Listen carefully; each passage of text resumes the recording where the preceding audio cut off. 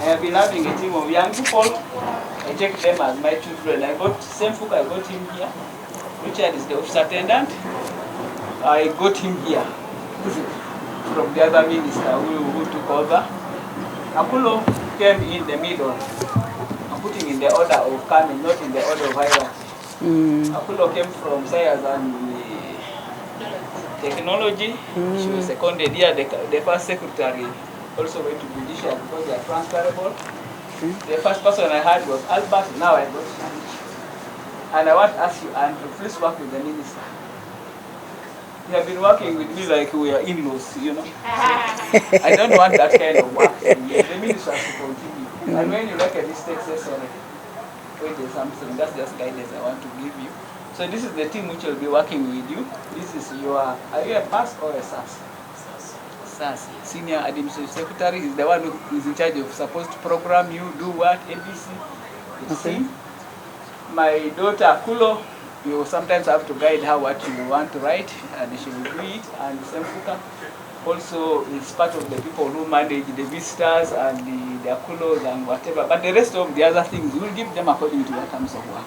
Okay. Because mine have been different. Now mine end here. Thank you. So, and then of course I've seen Prosper.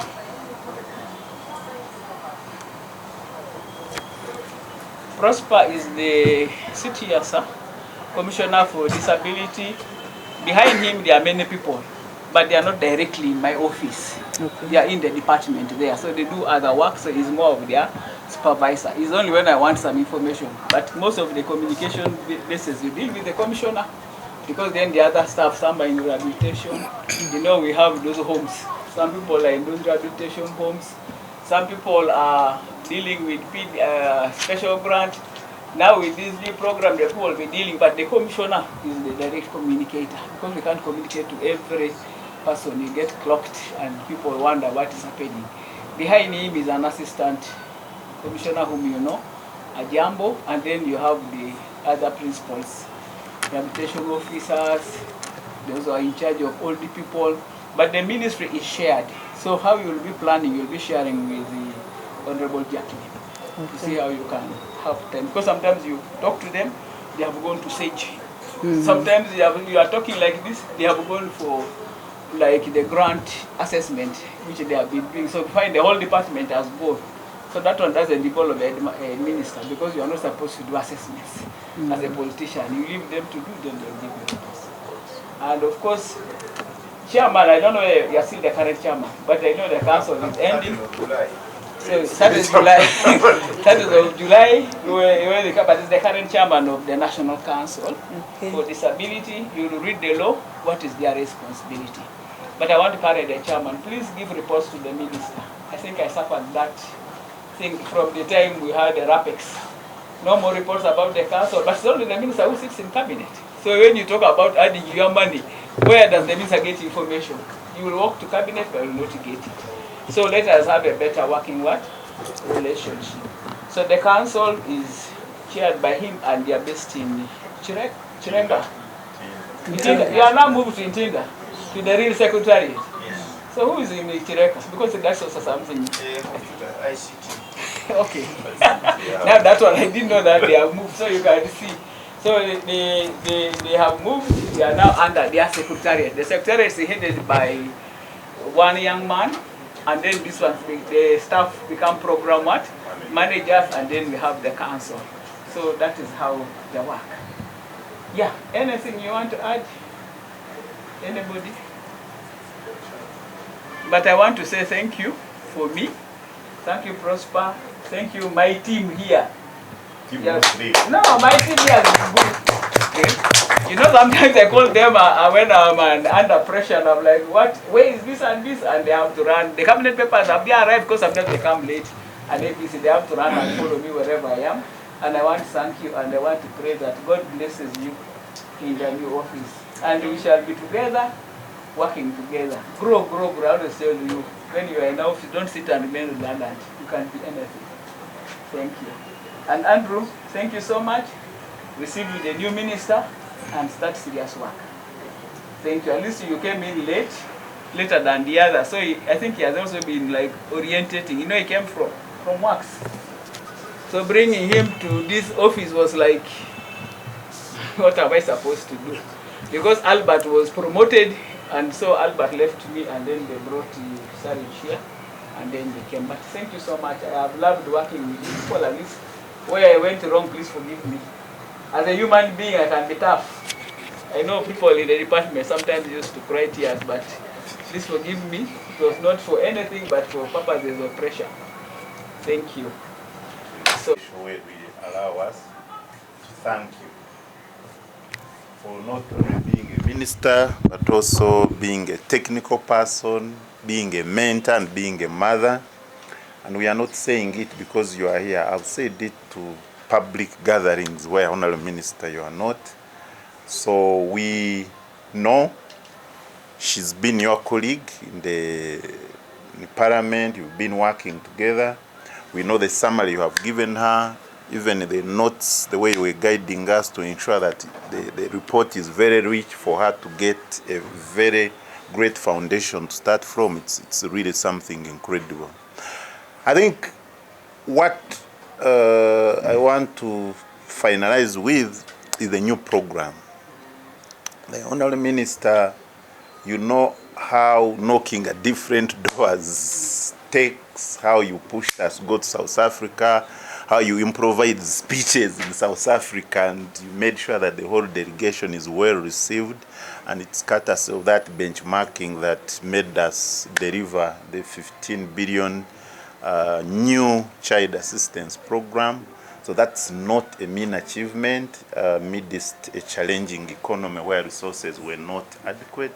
So in a special way, thank you for that. And on behalf of the technical team, to say we have enjoyed the relationship and we want and request to remain in touch. Thank you, and for God and my country. Yes. Asking me for this important office, I accept this responsibility with humility and a firm commitment to translating laws and policies into dignity, opportunity, and meaningful inclusion for every person with disability in Uganda. I will work tirelessly to transform policy into tangible results, advancing our shared vision of building an inclusive Uganda together. Now my 10-point strategic agenda for this term will be: 1. Policy development and implementation. Uganda has strong legal frameworks, including the Constitution of Uganda and the Persons with Disabilities Act 2020. My office will spearhead the development of regulations, guidelines, district ordinances necessary to operationalize these laws. Policy without implementation achieves little. We must move from documentation to delivery and from promises to measurable results. Number 2, advocacy for disability rights. I will champion the rights, dignity, and equal treatment of persons with disabilities through the media, community dialogues, and partnership with relevant institutions and civil society organizations. We will combat stigma, discrimination, and exclusion. Rights must be understood, exercised, and protected. Number 3, coordination of disability programs. Disability inclusion is a cross-cutting issue that affects every sector. I will strengthen interministerial coordination among the ministries of education, health, work, transport, finance, and local government. We will also work closely with National Union of Disabled Persons, that is NUDIPU, Uganda National Association of the Blind, that is UNAP, Uganda National Association of the Deaf, that is UNAD, and Uganda National Association of the Physical Disability, that is UNAPID, to ensure a unified approach, one plan, one voice, and one Uganda that works for all persons with disabilities. Number 4, social protection and welfare. No person with disabilities should live in an extreme poverty, neglect, or isolation. We will advocate for targeted social protection measures, including access to special grant, EMIOGA, PDM, child disability grant, and full inclusion of persons with disabilities in all social safety net programs. Vulnerability must never result in invisibility. Number 5, promotion of inclusive education and employment. Every child with a disability deserves access to quality education and the opportunity to complete their studies. We will expand special needs education units, train teachers, and increase the availability of assistive devices. For our young people and adults, we will expand inclusive business, technical, vocational education, and training programs so that everyone has a fair chance to learn, grow, and succeed. We will work hand in hand with the private sectors to open up employment opportunities, apprenticeship, and entrepreneurship initiatives that empower persons with disabilities to build independent and fulfilling lives. Inclusion should not end at the classroom door. It must continue into workplaces, businesses, and communities, becoming a live reality where every person can participate fully and contribute meaningful to Uganda development. Number 6, monitoring compliance with the national laws and international commitments. Uganda is a signatory to the United Nations Convention on the Rights of Persons with Disabilities. My office will actively monitor compliance with both national legislation and international commitments. We will assess accessibility and inclusion in public facilities, schools, workplaces, and service delivery system while working closely with the Uganda Human Rights Commission, law enforcement agencies, and the judiciary to address violations of the laws. Compliance is not optional, but it is a legal and moral obligation. Resource mobilization. Meaningful inclusion requires adequate investment. I will mobilize resources from government, development partners, and the private sector to support disability programs. We will advocate for disability responsive budgeting and establish a disability innovation fund to support enterprises led by persons with disabilities and the development of assistive technologies. Number 8, representation and stakeholders engagement. This office belongs to persons with disabilities. I will maintain regular and open engagement with organizations of persons with disabilities, parents and caregivers, cultural, religious leaders, members of parliament, local governments, and community leaders. We will promote representation of persons with disabilities on boards, committees, and decision-making platforms at all levels. Number 9, second last, promotion of accessibility.